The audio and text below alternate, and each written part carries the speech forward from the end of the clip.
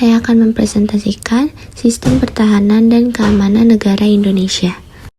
Sistem Pertahanan dan Keamanan Negara Indonesia atau disingkat dengan SISHANKAMANEK adalah sistem yang disusun secara menyeluruh untuk melindungi kedaulatan negara, keutuhan wilayah, dan keselamatan segenap bangsa Indonesia dari segala ancaman, baik dari luar maupun dari dalam negeri.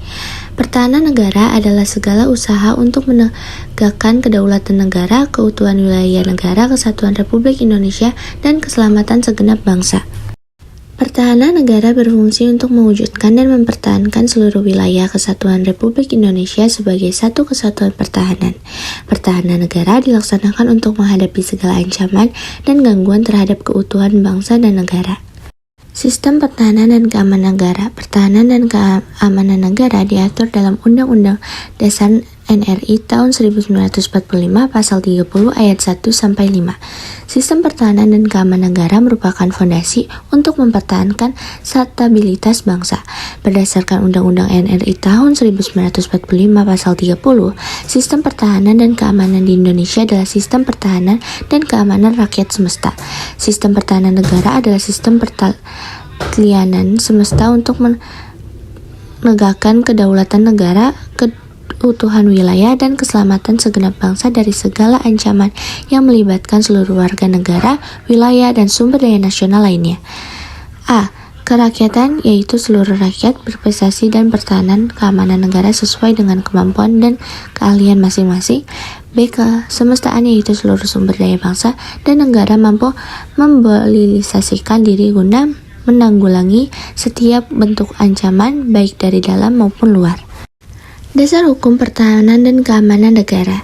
Berikut landasan hukum yang digunakan untuk menjaga pertahanan dan keamanan negara.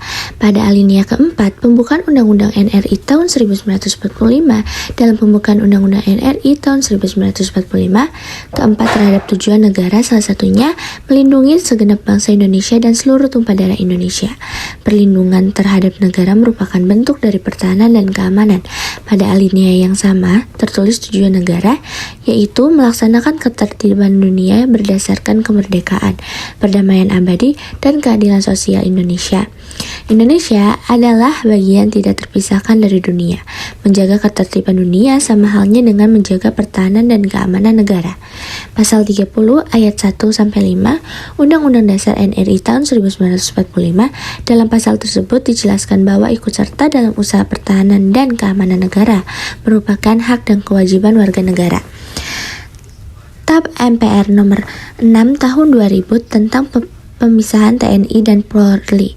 Dalam TAP MPR ini tertulis bahwa Tentara Nasional Indonesia merupakan alat negara yang berperan dalam pertahanan negara, sedangkan Kepolisian Negara Republik Indonesia merupakan alat negara yang berperan dalam memelihara keamanan.